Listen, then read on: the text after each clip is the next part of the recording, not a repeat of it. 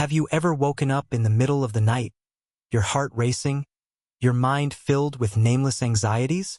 Have you ever looked back on your life and wondered, how did I end up here?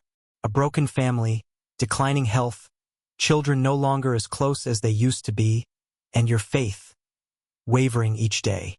Old age in America might seem peaceful, but many of us are quietly battling loneliness, with mistakes that can never be undone.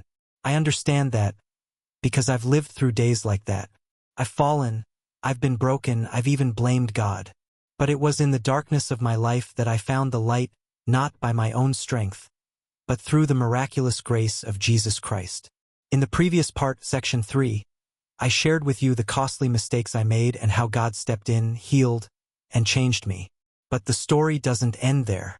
In the next 3 parts, I will go deeper into how to forgive yourself, how to rebuild broken relationships, how to move through old age, not in sorrow, but with a renewed purpose. If you're looking for an escape, peace, or simply a glimmer of hope, keep following along. God will never forsake you. I pray that His peace fills you today. And if you feel encouraged, don't forget to click the subscribe button so we can continue this journey together in the light of God. 1. I made the mistake of blaming God during difficult times. I remember the days when life seemed to be falling apart. I had my share of challenges, personal struggles, family issues, financial difficulties, and in those moments I found myself questioning everything. The questions flooded my mind. Why is this happening? Why am I going through this? What did I do to deserve this? And as I searched for answers, I began to blame God for my pain. I know many of you have felt this way too. There are times in life when the weight of our struggles feels unbearable, when the hardships seem endless, and in those moments, it's easy to turn our frustration and anger towards God. After all, if He is all-powerful, if He loves us, why would He allow us to go through such suffering? But here's the truth I had to learn the hard way.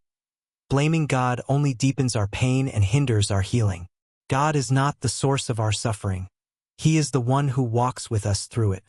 I had to realize that my understanding was limited, and there were things happening behind the scenes that I couldn't see or understand at the time. The Bible tells us in Isaiah 55 verses 8-9, "For my thoughts are not your thoughts, neither are your ways my ways. As the heavens are higher than the earth, so are my ways higher than your ways and my thoughts than your thoughts." In my moments of pain, I forgot that God is sovereign, that He sees the bigger picture, and that He knows what is best for us even when we can't see it. It's so tempting to get stuck in the why me mindset, but when we focus too much on our circumstances, we lose sight of the fact that God is with us in the middle of it all. He doesn't abandon us when we struggle. In fact, He draws closer. I wish I had understood this sooner. Instead of blaming God, I should have trusted that He was working out His purpose for me, even through the tough times. I should have prayed for understanding, for strength to endure, rather than questioning His goodness. If you find yourself in a similar situation, I want to encourage you today. When life gets hard, when the path ahead seems unclear, remember that God is always in control. He knows exactly what He's doing with your life. Even in the pain, He is shaping you, refining you, and preparing you for something greater. Trust in His plan even when you don't understand it. There may be times when it feels like God is silent or distant, but let me reassure you, He is never far.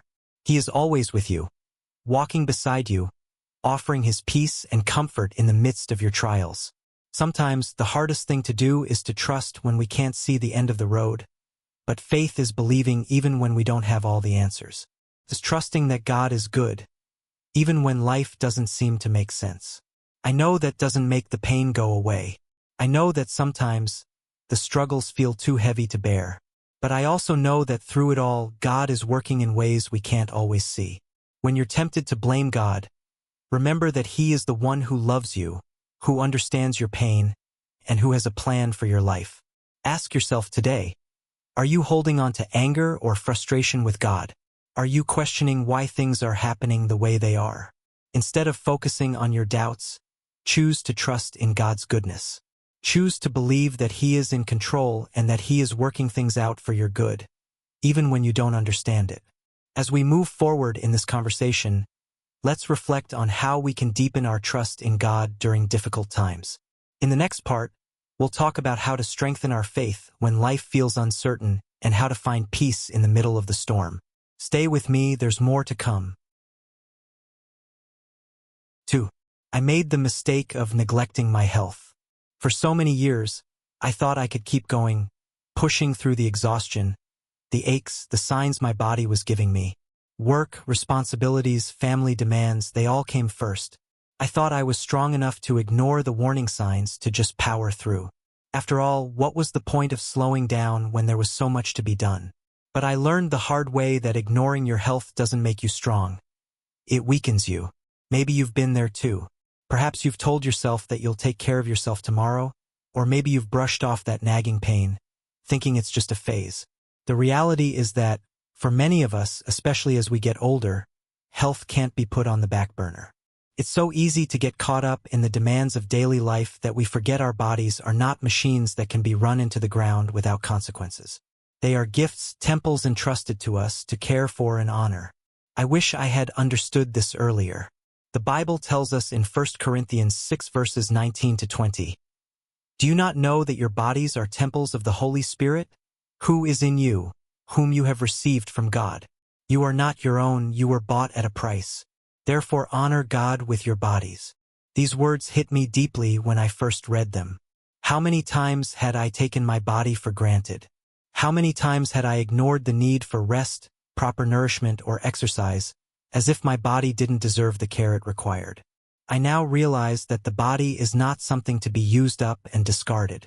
It is a sacred trust, a vessel to carry us through life, to serve and fulfill God's purpose for us. And yet, for so long, I treated it like a machine, one that could be pushed to its limits without consequence. I ignored the signs, the fatigue, the stress, the aching joints.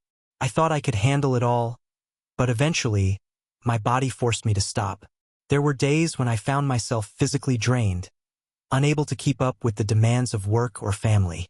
I felt frustrated, angry even, at how fragile my body seemed. But over time, I began to see that this was my wake-up call. My body was speaking to me, telling me that I couldn't continue this way. So I made a choice to change. It wasn't easy. It meant making time for rest, making healthier choices in what I ate, and committing to exercise, even when I didn't feel like it. It meant acknowledging that taking care of my health wasn't just about looking good or feeling strong. It was about honoring the gift God had given me. Our bodies are a reflection of the care we give to them, and when we neglect them, we miss an opportunity to honor the Creator. If you're reading this and you've been neglecting your health, I want to speak directly to you. I know life is busy. I know there are so many demands on your time, but your health is not something you can put off forever. You can't keep running yourself into the ground. You deserve better than that. You were made with intention, and God has a purpose for your life that requires you to be healthy, strong, and capable.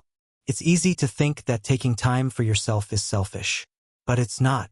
Taking care of your health is an act of stewardship. It's a way of honoring God with the body He gave you. And trust me, when you take better care of yourself, you're better equipped to handle life's challenges, to serve others, and to live the life He has called you to live. Ask yourself, what are the signs your body has been giving you? Are you ignoring them? How can you make a commitment today to care for yourself better? It's not about perfection.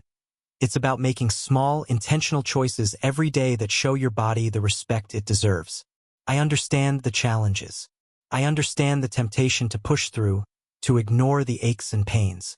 But I also know this, when we take time to care for ourselves, we are able to give more to others. Our bodies are a precious gift, and it's time to treat them that way.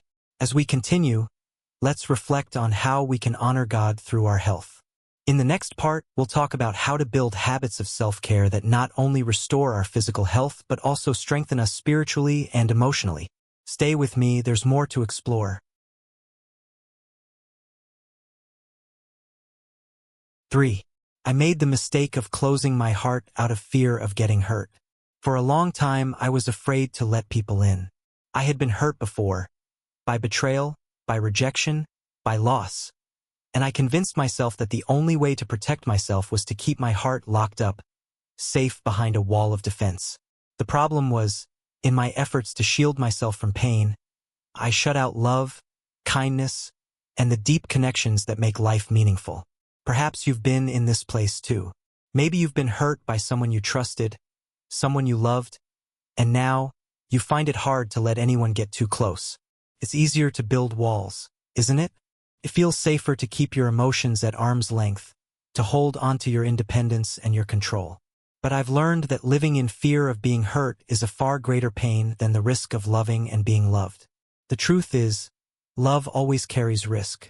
When we open our hearts to others, there's always the possibility of hurt. People will disappoint us. Life will throw challenges our way. But the alternative, living a life closed off from others, unable to experience true connection, is a much deeper sorrow. It's like walking through life with a part of your soul closed off, never truly experiencing the fullness of love and relationship. I came to realize that in protecting myself from pain, I had been missing out on one of the most beautiful aspects of life, the power of love. The Bible tells us in 1 John 4 verse 18, "There is no fear in love, but perfect love drives out fear." This verse struck me in a way I hadn't expected. All along, I had been living in fear, thinking that if I kept my heart closed, I could avoid pain. But love, true, unconditional love, doesn't leave room for fear. Love takes courage. It requires vulnerability, but it also brings the deepest joy, the kind of joy that fills us up even in the hardest moments. I used to think that keeping my heart closed would protect me, but in reality it was isolating me. I was missing out on the support, the companionship, and the richness that come from loving others and being loved in return. I was holding myself back from the very thing that could heal me and bring me peace. If you find yourself in a similar place, afraid to love, afraid to let someone into your heart because you fear being hurt, let me speak to you from my own experience. It's okay to be scared. It's okay to feel vulnerable. But don't let that fear keep you from the beautiful connections God wants to bless you with. Yes, there will be risk, but the rewards far outweigh the pain. The love we share with others, the friendships, the family bonds, the romantic relationships, those are the things that truly make life worth living. I remember a time when I decided to take the risk and open my heart again. It wasn't easy. I had been hurt deeply in the past, and the thought of trusting someone again terrified me. But I realized that if I continued to live in fear, I would never experience the depth of love that God has for us. So, I took a step, small but significant, towards opening up, towards letting others in, and towards allowing myself to love again. And the beauty of it is this: when we love, even with the possibility of being hurt, we experience the fullness of life in a way that nothing else can offer. Love isn't perfect, and it doesn't come without challenges. But it is worth every risk, every vulnerability, every step of faith. When you love, you allow yourself to experience the healing, the joy, and the peace that come from true connection with others. And even when things don't turn out as we hoped, the love we give and receive is never wasted. It shapes us, it strengthens us, and it draws us closer to the heart of God. So, I ask you today, are you holding back your love out of fear? Are you afraid of being hurt again? Take a moment to reflect on the people in your life. Are there relationships where you've built walls, where you've closed yourself off? Don't let fear rob you of the gift of love. Take the risk. Open your heart. Let love flow in and through you. As we continue this journey, let's explore how we can embrace love without fear. In the next part, we'll discuss how to find healing from past hurts and how to move forward in love. Stay with me, there's more ahead. Have you ever screamed in your bedroom, looking up at the ceiling and asking God, "Why did you let this happen to me?" I've done that, not just once. And I once believed that God had abandoned me. But I was wrong. This is a story I've never dared to share publicly until now. Story: the flooded basement and the letter from heaven. I remember that fateful night as if it were yesterday. It was December in Missouri, and the cold was unbearable. The rain poured down for 3 days and nights, and people started talking about the worst flood in 50 years. I lived in a small house on the outskirts of town, where everything I had was in the basement. Furniture, the washing machine, photos, and all the keepsakes of my late wife. She had passed away from cancer just 2 years ago, and that basement had become like a holy sanctuary, the only place where I still saw her shadow every day. That morning, I heard a strange gurgling sound from under the house. I turned on the lights, descended the stairs, and it felt like my heart sank into the water at the same time my feet hit the floor. The water had risen to my ankles, dark and freezing. Everything was being swallowed. I went crazy. I ran around looking for the pump, called emergency services, but the phone wouldn't connect. I slammed my hand against the wall and screamed, "God, why are you doing this? Where are you?" I didn't need comfort at that moment. I needed a miracle, and God didn't show up. The entire week that followed, I lived like a hollow shell. Every time I entered the basement and saw the faded photo frames, the love letters soaked with water, it felt like my heart was being torn apart. I was bitter. I was angry at God. I didn't go to church. I told my friends, "Your God is so good, but all I have is loss." I turned back to drinking, something I had quit 10 years ago. I drank alone.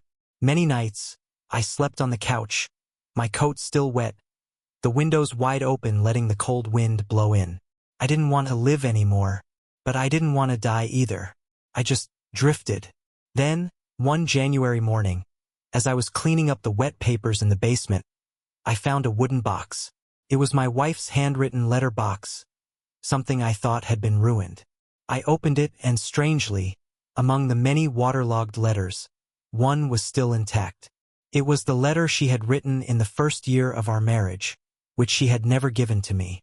I opened it trembling, and the words cut through me like a knife, but not to kill, but to save.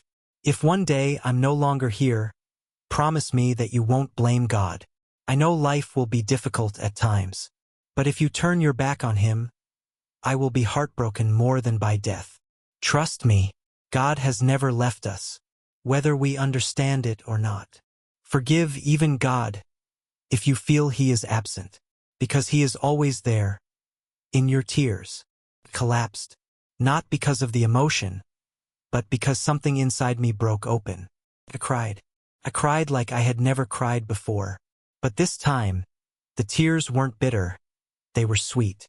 Because, in the midst of the brokenness, I knew God was still whispering to me, "I am here. I have never left you."